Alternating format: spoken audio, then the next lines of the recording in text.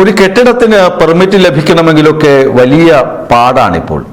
എന്നാൽ പെർമിറ്റ് കൊടുക്കാൻ എന്നാൽ പെർമിറ്റ് ലഭിക്കാൻ കൈക്കൂലി കൊടുക്കുന്നവരുണ്ട്, അല്ലെങ്കിൽ പലതരത്തിൽ സ്വാധീനം ചെലുത്തിയ പെർമിറ്റ് വാങ്ങുന്നവരുണ്ട്. അത്തരത്തിൽ കൈക്കൂലി കൊടുത്ത് പെർമിറ്റ് വാങ്ങിയതാകണം ചെറുന്നിയൂർ പഞ്ചായത്തിലെ ഈ കാണുന്ന കെട്ടിടം. നിങ്ങൾ കാണുന്നുണ്ടാകുമല്ലോ, ഇതൊരു 3 നില കെട്ടിടമാണ്. കെട്ടിടത്തിന്റെ 3-ാം നിലയിൽ കാണുന്ന ഈ നീല നിറത്തിലുള്ള ഷീറ്റുകൾ കണ്ടു. അത് കെട്ടിവച്ചിരിക്കുന്ന രീതി കണ്ടാൽ നിങ്ങൾക്ക് അറിയാൻ പറ്റും, അത് ഏത് നിമിഷം വേണമെങ്കിലും പൊട്ടി താഴെ വീഴാം. ഇതൊരു ചെറിയ വാർത്തയാണ്, സാധാരണ ഗതിയിലെ രാഷ്ട്രീയ വാർത്തകളോ അങ്ങനെ ഒന്നുമല്ല. ഇതൊരു വളരെ ചെറിയ വാർത്തയായി നിങ്ങൾക്ക് തോന്നാം, പക്ഷേ ഇതിന്റെ പിന്നിൽ പതിയിരിക്കുന്ന അപകടം വളരെ വലുതാണ്. ഈ കെട്ടിടത്തിന് നേരെ താഴെ ഒരു കുഞ്ഞ് വീടുണ്ട്. അവിടെ ആളുകൾ താമസിക്കുന്നുണ്ട്. അവിടെ ധാരാളം ആളുകൾ വരുന്ന ഇടമാണ്. കൊച്ചുകുട്ടികളുണ്ട്, സ്ത്രീകളുണ്ട്, രോഗികളായ ആളുകളുണ്ട്. ഈ വീട്ടിലെ, അതായത് ഈ 3 നില കെട്ടിടത്തിനോട് ചേർന്നിരിക്കുന്ന ഈ ചെറിയ വീട്ടിലെ താമസക്കാരനായ ഉടമസ്ഥനായ മനുഷ്യൻ ആ അപ്പുറത്തെ പുരയിട 3.5 സെന്റ് പുരയിടക്കാരന് മതില് വയ്ക്കാൻ വേണ്ടി കുറച്ച് സ്ഥലം കൊടുത്തു. മതില് കെട്ടും എന്ന ധാരണയിലാണ് സ്ഥലം കൊടുക്കുന്നത്. എന്നാൽ മതിലിന് പകരം അവിടെ ഉയർന്നത് കെട്ടിടത്തിന്റെ ചുമരാണ്. ഒരു 10 സെന്റിമീറ്റർ പോലും വിട്ടിട്ടില്ല. പഞ്ചായത്ത് ഇതിന് എങ്ങനെയാണ് അനുമതി കൊടുത്തത് എന്ന് ചോദിക്കുമ്പോഴാണ് നമുക്ക് മനസ്സിലാകുന്നത്, ഇത് കൈക്കൂലിയൊക്കെ വാങ്ങി, കൈക്കൂലിയും കൈ മലർത്തലും ഒക്കെ ചെയ്തിട്ടാണ് അനുമതി കൊടുത്തത്. അല്ലാതെ എങ്ങനെ 10 സെന്റിമീറ്റർ പോലും അകലമില്ലാതെ നിങ്ങളുടെയൊക്കെ നാട്ടിൽ വീട് വയ്ക്കാൻ പറ്റുമോ? അല്ലെങ്കിൽ ഇങ്ങനെ കെട്ടി ഉയർത്താൻ പറ്റുമോ? ഇങ്ങനെ ഈ ഷീറ്റൊക്കെ കെട്ടിടാൻ പറ്റുമോ? ഈ ഒരു ഷീറ്റിന് 30 കിലോയിലധികം ഭാരമുണ്ട്. 3-ാമത്തെ നിലയിൽ കെട്ടി, സാധാരണഗതിയിൽ ഇത് ചുമരിനകത്ത് വെച്ച് ഫില്ല് ചെയ്യേണ്ടതാണ്. നെറ്റൊക്കെ അടിച്ചിട്ട് അതിനകത്ത് മഴവെള്ളം വീഴാതെയൊക്കെ ഇരിക്കാൻ വയ്ക്കുന്ന ഷീറ്റിന്റെ പാളിയാണ് എന്നാണ് ഞാൻ അന്വേഷിച്ചപ്പോൾ മനസ്സിലാക്കാൻ കഴിഞ്ഞത്. ഇപ്പോൾ വീടിന്റെ ഉടമസ്ഥൻ ഷാൻ എന്ന് പറയുന്ന വ്യക്തിയാണ്. അദ്ദേഹം ചുമട്ടുതൊഴിലാളി ഹെഡ് ലോഡ് വർക്കേഴ്സ് യൂണിയന്റെ ഒക്കെ നേതാവായിരുന്നു, CITU നേതാവായിരുന്നു, CPM-ന്റെ സജീവ പ്രവർത്തകരാണ്, ഭരണകക്ഷിയിൽപ്പെട്ട ആളാണ്. അദ്ദേഹമാണ്, അതായത് ഭരണകക്ഷിയിൽപ്പെട്ട ഒരു മനുഷ്യനാണ് ഈ പരാതി കൊടുക്കാൻ ഇനി സ്ഥലങ്ങളില്ല. അദ്ദേഹത്തിന് പരാതി നേരായ വഴിക്ക് ഈ പ്രശ്നം എങ്ങനെയെങ്കിലും പരിഹരിച്ച് കിട്ടണം. ആദ്യം ഈ ഉടമസ്ഥനോട് രമ്യതയുടെ ഭാഷയിൽ സംസാരിച്ച് നോക്കി, ഈ ഷീറ്റൊന്ന് നിങ്ങൾ വീടിനകത്ത് വച്ച് കെട്ടിത്തരുമോ? ഇത് താഴെ അപകടമാണ്. കാരണം നിങ്ങളുടെ വീടിന്റെ മേൽക്കൂരയിൽ വീഴുന്ന മഴത്തുള്ളി, ഒരു തുള്ളി പോലും നിങ്ങളുടെ മഴവെള്ളച്ചാൽ, ആ വീഡിയോ കാണിച്ചത് നിങ്ങൾ കാണുന്നുണ്ടാകും. ഒരു തുള്ളി പോലും അപ്പുറത്തെ ഓവുചാല് വഴി പോകുന്നില്ല. മുഴുവൻ വെള്ളവും ഇവരുടെ കോമ്പൗണ്ടിലാണ് വീഴുന്നത്. അതിനൊന്നും പ്രശ്നമല്ല, മഴത്തുള്ളിയൊക്കെ വീണോട്ടെ. പക്ഷേ ആ ഷീറ്റ് അടർന്ന് വീണാൽ എന്തായിരിക്കും സ്ഥിതി?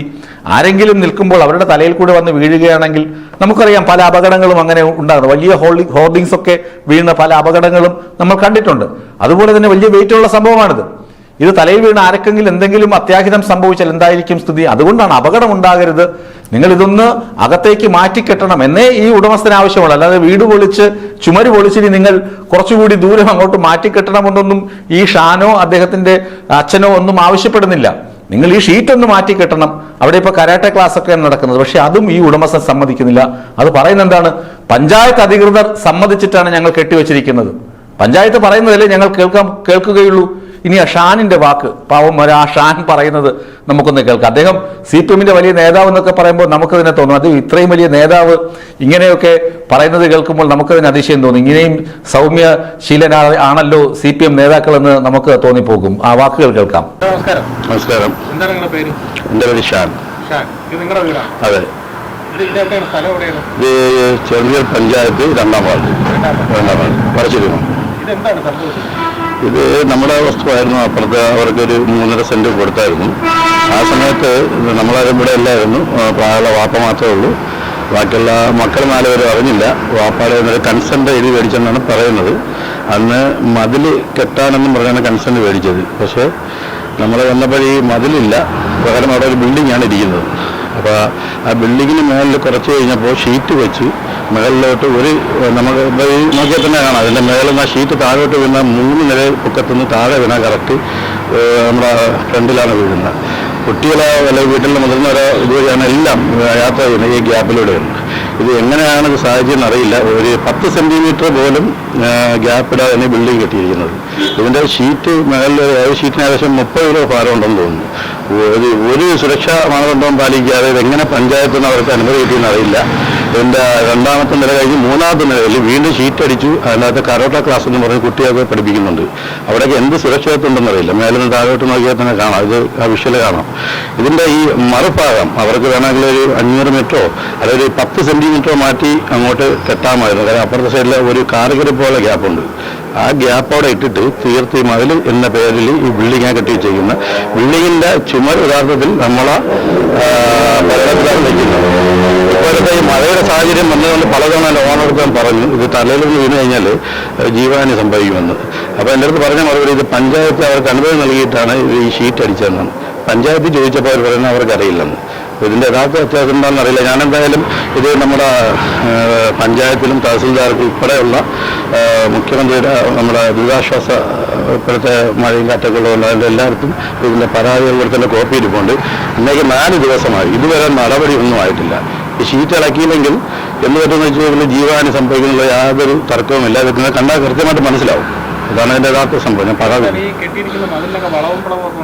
ഇത് അവർ അന്ന് മതിൽ കെട്ടാൻ വേണ്ടിയാണ് കൺസെന്റ് അങ്ങോട്ട് വാപ്പടന്ന് മേടിച്ചത്. പക്ഷേ അവസാനം മതിലിന് പേര് അവർ പിന്നെ ബിൽഡിംഗാണ് കെട്ടിവെച്ചിരിക്കുന്നത്.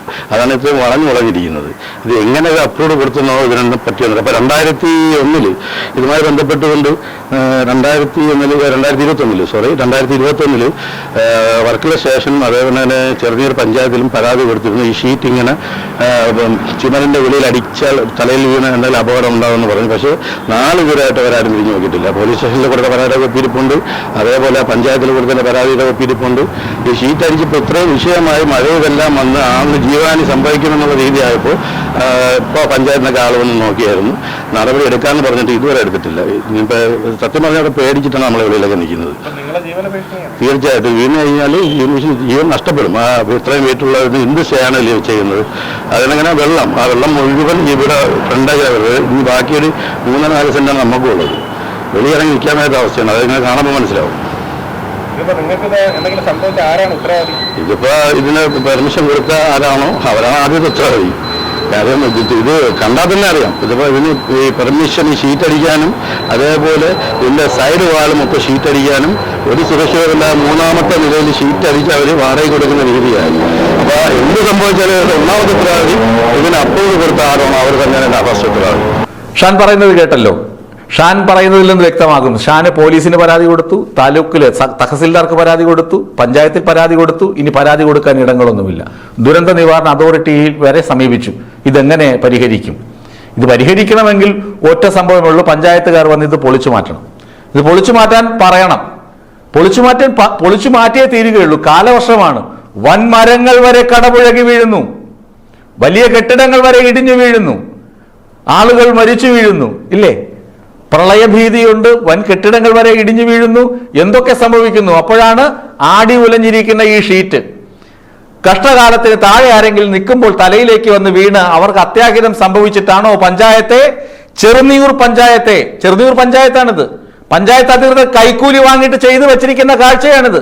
കൈക്കൂലി വാങ്ങിയതുകൊണ്ടാണ് അവിടുന്ന് പോകുമ്പോൾ എന്താണ് അയാൾ പറയുന്നത്, ഉടമസ്ഥൻ പറയുന്നത്, പഞ്ചായത്തിന്റെ അനുമതിയോടുകൂടിയാണ് ഞാൻ കെട്ടിവെച്ചിരിക്കുന്നത്, നീ നിന്റെ പണി നോക്കുന്നു പറയുന്നത്.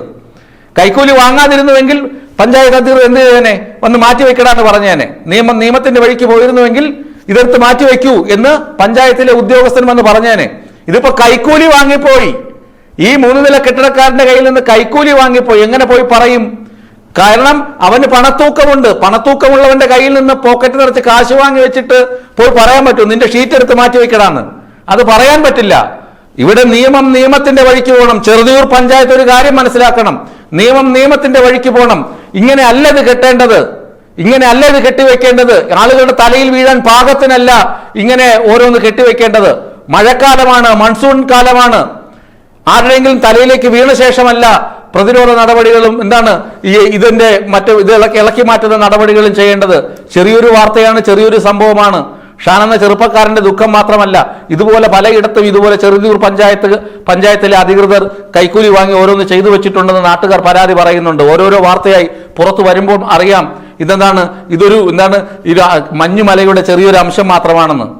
എത്രയും വേഗം നടപടി ഉണ്ടായില്ലെങ്കിൽ അടുത്ത മുഖ്യമന്ത്രിക്ക് പരാതി കൊടുക്കാൻ ഒരുങ്ങുകയാണ് ഷാനിന്റെ ബന്ധുക്കളും കുടുംബാംഗങ്ങളും.